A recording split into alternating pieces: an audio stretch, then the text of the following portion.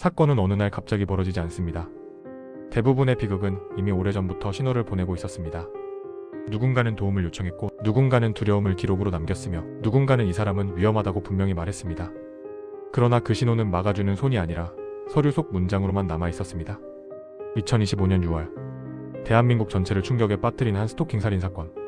이 사건은 단순한 범죄가 아니라 우리가 무엇을 놓치고 있었는지를 드러낸 기록이었습니다.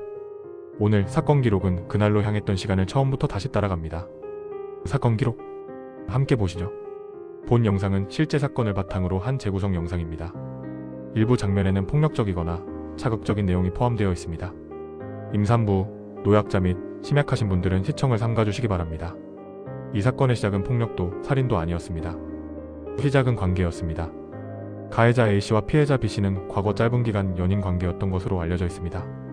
그러나 관계는 오래가지 않았고 피해자는 이별을 선택했습니다. 문제는 이별 이후였습니다. A씨는 관계 종료를 받아들이지 못했습니다. 처음에는 연락이었습니다. 전화, 문자, 메신저. 왜 연락을 안 받느냐? 잠깐만 이야기하자. 마지막으로 한 번만 보자. 피해자는 처음엔 대화를 시도했지만 점점 그 연락이 설득이 아닌 강요로 바뀌고 있음을 느끼기 시작합니다.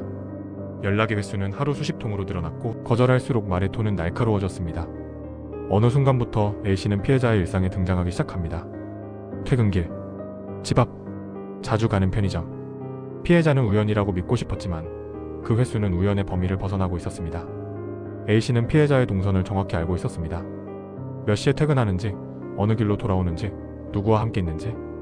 피해자는 점점 감시당하고 있다는 느낌을 받기 시작합니다. 그리고 두려움은 현실이 됩니다. A씨는 피해자에게 노골적인 위협을 하기 시작합니다. 다른 남자 만나면 가만두지 않겠다. 끝까지 따라갈 거다.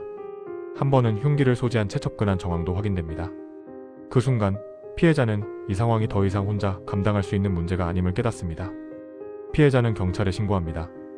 스토킹 피해, 지속적인 연락, 주거지 주변 배회, 흉기 위협 정황. 신고 내용은 구체적이었고 위험 신호는 분명했습니다. 경찰은 A씨를 불러 조사를 진행합니다. 경고 조치가 이루어지고 기록은 남겨집니다. 하지만 피해자가 원했던 것은 기록이 아니라 보호였습니다. 가해자는 조사 후 귀가 조치됩니다. 경찰은 피해 여성의 안전을 고려해 A씨에 대한 구속 영장을 신청했지만 법원은 구속 필요성을 인정하기 어렵다며 기각했습니다. 사유는 도주 우려 없음 증거 인멸 가능성 낮음. 그 결정은 법적으로는 절차였지만 피해자에게는 또 하나의 불안이었습니다. 가해자는 다시 거리로 나왔습니다. 피해자는 다시 혼자가 되었습니다. 접근 금지 조치는 있었지만 현실에서 그 선은 지켜지지 않았습니다. 피해자는 주변 지인들에게 불안을 토로합니다. 그 사람이 언제 다시 올지 모르겠다. 집에 있어도 안심이 안 된다. 문을 잠그고 불을 끄고 전화기를 손에서 놓지 못하는 밤이 이어집니다. 이 시간은 범행 직전까지 계속됩니다. 사건 전날, 가해자 A씨는 흉기를 준비합니다. 이는 우발적인 행동이 아니었습니다. 준비된 선택이었습니다. A씨는 피해자의 주거지를 정확히 알고 있었고 출입 구조도 알고 있었습니다. 그날 밤 피해자는 지인에게 마지막으로 연락을 남깁니다. 오늘도 불안하다. 그 메시지는 결과적으로 마지막 기록이 됩니다. 2025년 6월 10일 새벽, 대구 달서구의 한 아파트. 아직 도시가 잠든 시간 A씨는 피해자의 집으로 향합니다. 짧은 시간, 흉기, 돌이킬 수 없는 결과. 50대 여성이 흉기에 찔려 사망했습니다. 피해자는 현장에서 숨을 거둡니다. 사건 당시 여성은 경찰의 신변 보호를 받고 있었지만 A씨는 아파트 외벽 가스관을 타고 올라가 범행을 저지른 것으로 알려졌습니다. 수사 과정에서 밝혀졌지만 확실한 것은 피해자가 도망칠 시간은 없었다는 사실입니다. 그리고 가해자는 현장을 떠납니다. 그는 이미 도주를 염두에 두고 있었습니다. 도주 중 번호판 없는 오토바이를 이용했습니다. 또한 차량을 이용해 도시를 벗어나고 중간중간 대중교통을 섞어 이동합니다. 이 과정은 우발적이지 않았습니다. 경로는 의도적으로 흩어져 있었고 추적을 피하기 위한 선택들이었습니다. 아침이 되면서 피해자의 이상을 느낀 주변에서 신고가 접수됩니다. 경찰과 구급대가 현장에 도착하지만 피해자는 이미 사망한 상태였습니다. 현장은 순식간에 통제됩니다. 그리고 대한민국은 이 사건을 뉴스로 마주합니다. 스토킹 신고 이력 있음, 구속영장 기각 전력. 사건은 단순한 살인이 아닌 사회적 문제로 번지기 시작합니다. 경찰은 사건 발생 직후 전국에 수배를 내립니다. CCTV 분석, 차량 번호 추적, 휴대전화 위치 분석. 동시에 시민들에게는 안전 문자가 발송됩니다. 스토킹 살인 용의자 도주 중. 주민 여러분의 주의 바랍니다. 그 문자는 많은 사람들에게 불안으로 다가옵니다.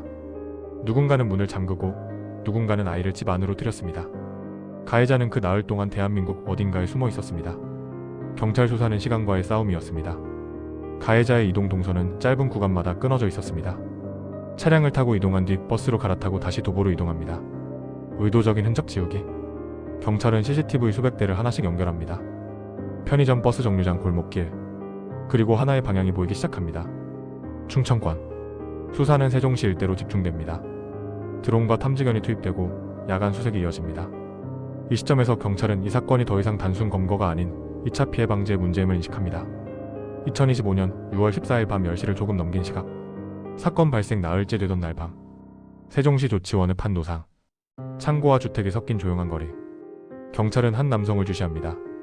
모자와 마스크로 얼굴을 가린 남자. CCTV 동선과 외형이 일치합니다. 경찰은 조심스럽게 접근합니다. 경찰입니다. 남자는 도망치지 않습니다. 그는 순순히 신분을 밝힙니다. 그 남자가 바로 스토킹 살인 사건의 가해자 A씨였습니다. 체포까지 걸린 시간은 사건 발생 후 나흘. 그 시간 동안 피해자는 이미 이 세상에 없었습니다. 경찰서 조사실에서 A씨는 비교적 차분한 태도로 조사를 받습니다. 범행 사실을 부인하지 않습니다. 왜 그랬습니까? 그의 답변은 짧고 단순합니다. 화가 났다. 그러나 수사 기록은 그 답변을 받아들이지 않습니다. 흉기 준비, 이동 경로, 도주 계획, 모든 것은 사전에 계획된 행동이었습니다. 경찰은 이 사건을 계획적 살인으로 규정합니다. 그리고 구속영장을 신청합니다. 이번에는 기각되지 않습니다. 체포 소식이 전해진 뒤에도 분노는 가라앉지 않습니다. 사람들은 묻기 시작합니다. 왜? 신고가 있었는데 살인이 벌어졌는가? 왜? 흉기 위협까지 있었는데 구속되지 않았는가? 이 사건은 단순히 한 개인의 범죄가 아니라 제도의 빈틈을 드러냈습니다. 스토킹은 이미 범죄였지만 그 심각성은 현장에서 제대로 반영되지 못했습니다. 사건은 재판으로 넘어갑니다. 1심 판결 징역 40년. 대구지방법원은 피해자가 스토킹 피해를 신고한 뒤 살해당한 사건에 대해 피의자에게 징역 40년을 선고했습니다. 재판부는 범행이 피해자 신고에 대한 보복 목적이었고 계획적으로 이뤄졌다는 점을 중형 이유로 들었습니다. 또한 전자발찌 부착 20년, 특정처벌 프로그램 이수, 정보 등록 의무 등 추가 명령이 포함됐습니다. 재판 과정에서 피고인 측 변호인은 이별 이후 극심한 감정적 불안 상태에 있었으며 범행 당시 이성적인 판단이 어려웠다고 주장했다. 또한 변호인은 피고인이 범행을 인정하고 반성하고 있다며 형량 감형을 요청했다. 그러나 검찰은 사전준비 정황과 도주 행위 등을 들어 심신미약 주장을 받아들일 수 없다고 반박했다. 공소장에는 이렇게 적힙니다.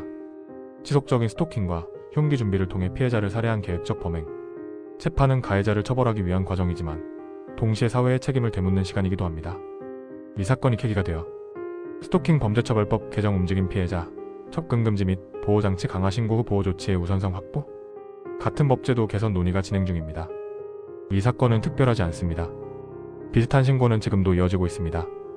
다른 이름의 피해자들, 다른 얼굴의 가해자들. 사건은 끝났지만 질문은 끝나지 않았습니다. 기록은 남아있습니다. 그러나 기록만으로는 사람을 지켜주지 못합니다. 사건 기록은 묻습니다. 우리는 다음 피해자를 막을 준비가 되어 있는가? 사건은 끝났지만 기록은 남습니다. 사건 기록.